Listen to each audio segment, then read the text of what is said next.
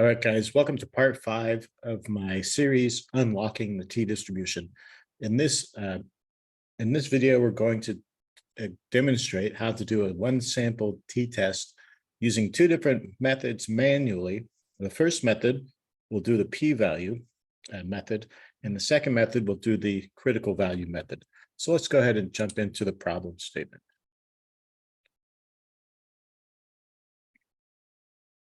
Okay, so it says a manufacturer claims that their product lasts for at least 100 hours. Okay, so a random sample of 25 products, there's our sample size, is tested.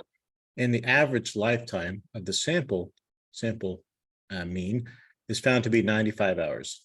Okay, so with the standard deviation of 10 hours. All right, so so far we've got a lot of information. We've got the supposed population mean, which is at least 100 hours. We have taken a random sample. We've got 25 observations in our sample. We have a sample mean of 95 hours, and we have a sample standard deviation of 10 hours.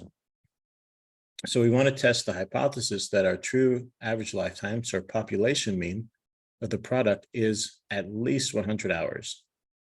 So that means that it could be 100 hours or more. And we're going to be using a 5% significance level so that our alpha is 0.05. Okay, so let's jump over to my next screen here and take a look at it. So we're doing the one sample t-test, which means that we want to see what is the probability that this sample comes from a population described by the null hypothesis. Okay, so first of all, what's our sample size? So we've got n is equal to 25, which is our sample size. We have our sample mean, which is equal to 95. We have our sample standard deviation, which is 10. And then we have our null hypothesis and our alternative hypothesis. Okay, so to get our null hypothesis, we just think about the wording of the question, which said that we're interested in determining if the true population mean is less than 100. Okay, so in other words, the manufacturer claims that their product is lasts for at least 100 hours. Okay. So we want to test the hypothesis that the true average lifetime of the product is at least 100 hours. So that means we're going to say that mu is greater than or equal to 100. And then our alternative hypothesis is that mu is less than 100. So in the first case, we're saying that the product will last at least 100 hours or more. That's what they claim. And the alternative hypothesis is that, no, actually, it's going to be less than that. And we're using alpha equal to 0.05. Okay, so first of all, this is what we call a one-tail test. And basically, you can know if you're using a one-tail test anytime you have a comparison operator. So comparison meaning like greater than or equal or less than, that implies that you're using a one-tail test. Okay, and then which tail should you use? The left tail or the right tail? Well, in this case, we're going to be using a left tail test because we want to know because our null hypothesis is that it should be at least 100, and alternative hypothesis is that it's less than 100. So in fact, we have a left-tailed test here. Okay, so let's see what we want to do now. So what we want to do now is we want to calculate our t-value. Okay, so let me check one thing here.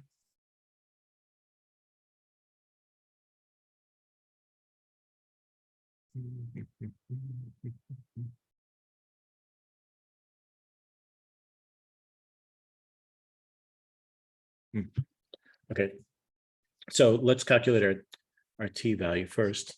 So remember our t statistic is given by x bar x bar minus mean, population mean, divided by s and square root of n quotient. Hold on, let me write that better. Okay, so here's our test statistic. X bar minus the mean. In this case, the mean is, we're going to use 100 because that's our supposition. That's our hypothesis.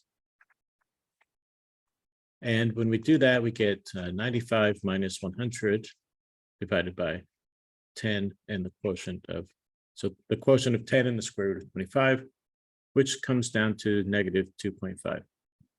So the t value is negative 2.5. Okay, so now what I want to do is I want to find the probability associated with this particular t value. So if you recall, the t distribution, and I'm going to do two different ways, like I said. So our t distribution, it is a bell-shaped curve.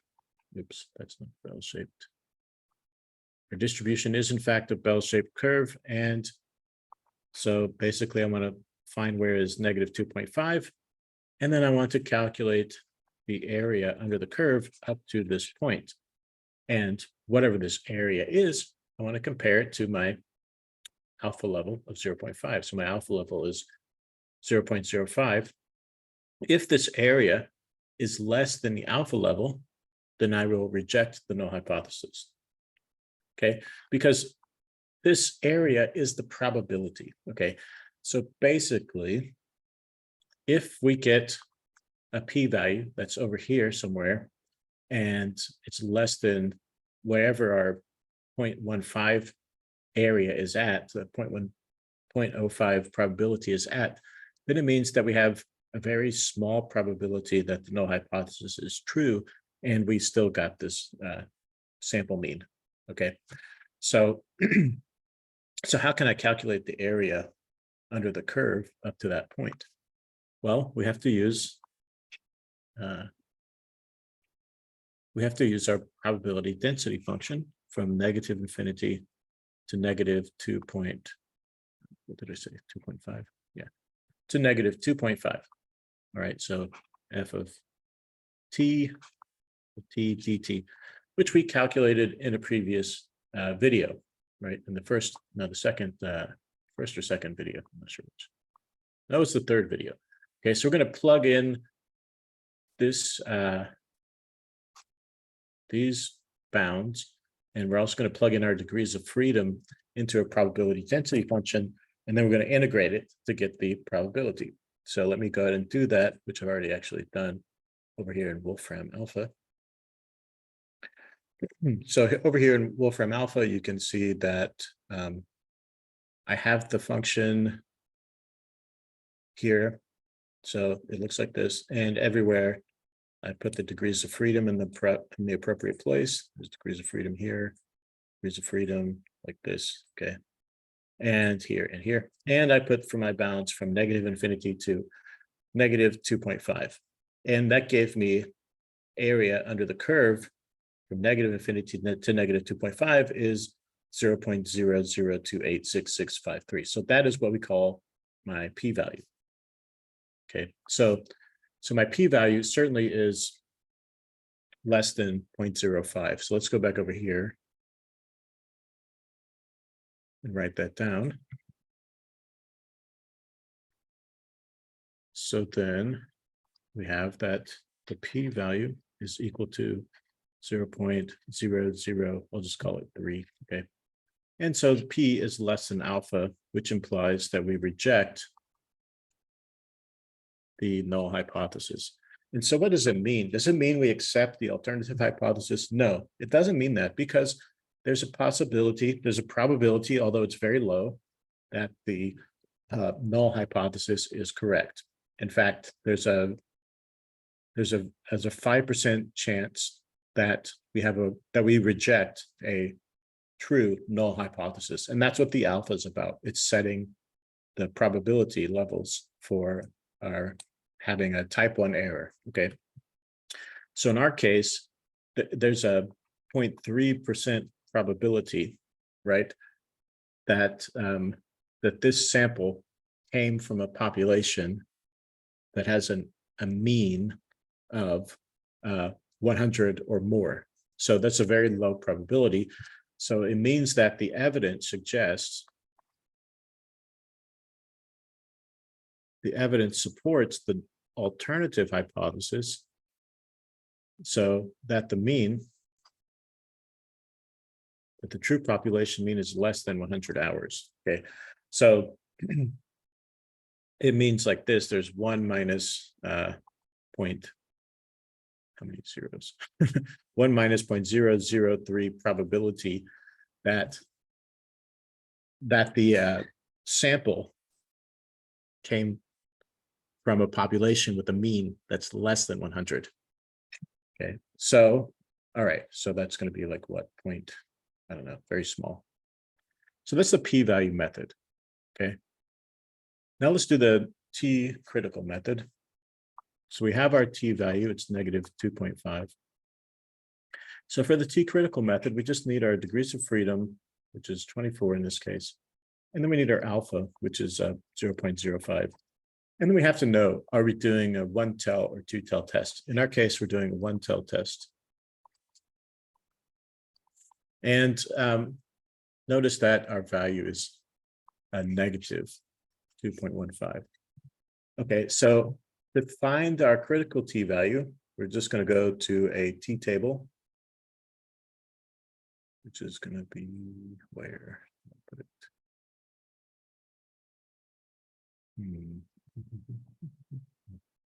Well, it looks like I lost it. I guess I'll have to open another one. Okay, so let me grab it. And we'll take a look at it. Okay, there it is again. It's because of that. Okay. Let me go back to a different one because this one is like got some kind of interface on top of it that I don't like. Something was happening. Okay, let me go back to the one from the University of Utah. Okay, great. Thank you, Utah State University, for your great t-table. So let's go over to our t-table, and we're doing a 1-tel test, and we're looking for degrees of freedom 24, and we're looking for 0.05 alpha level. So I'm going to go down here to where they intersect, and I've got a critical t-value of 1.711. Now, I told you that we're doing left tel, basically. So actually, in this case, it's going to be symmetrical. This is giving me the right tel, but I'm actually interested in the left tel over here. Okay, because I want to know if it's less than this negative. So it's going to be, is our t-value less than the critical value of negative 1.711? Okay, so I'm using the left side. This table is just giving me the upper tel. Okay, so we want the lower tel because we're checking if it's less than. So that means I'm going to go back over here now. And so my t star, or my critical, actually I call it t star because one of my professors always called it t star. So my critical t, I'll call it t star still, is equal to negative 1.711. And so clearly our t value is less than our t star, right? Which means that we would go ahead and reject the null hypothesis. So in either case, of course, we're rejecting the null hypothesis, which means that the probability that this sample with mean 95 came from a population with mean 100 is extremely very small. It will be considered a rare event. And so it's more probable that this sample with mean 95 came from a population whose mean value was actually less than 100. So in fact, it's about 95% more probable. It's 95% probable, I guess we could say it like that. So because our alpha is 0.05. Okay, so let's take a look at, I've generated a graphic for this. So let's take a look at that.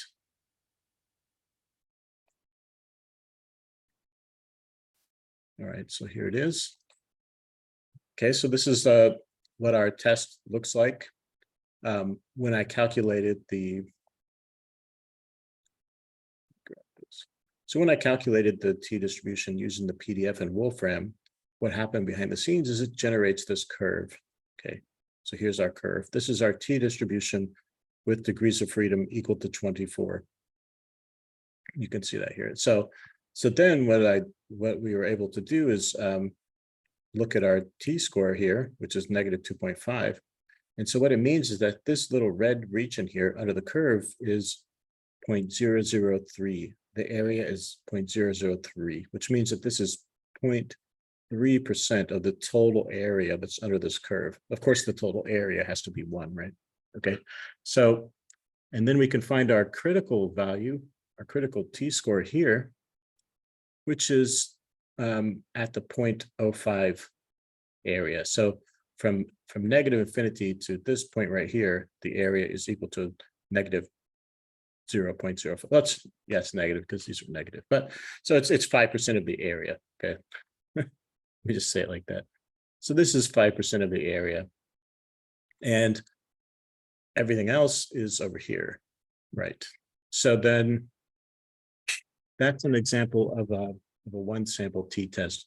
Because our t-score was smaller than our critical t-score, the probability that with the supposition that the null hypothesis is true, so under the assumption that the null hypothesis is true, we get this probability for this particular t-score, for this particular sample, for this sample mean, given that our population mean was 100. So what is the result? That it's very unlikely, that it's very improbable. The probability is very, very small. If the probability had been greater than 5%, then we would not reject, we would fail to reject the null hypothesis. And the evidence would support that the mean of the population was, in fact, at least 100 hours. So the product would last for at least 100 hours. Okay, so that's all I want to do in this video. In the next video, we're going to do a 2-sample independent t-test. Okay, thank you for watching. Please let me know if you have any comments, suggestions, or if you notice any errors in something I've said or understood, please comment that so we can fix it. All right, thanks, and I hope this helps.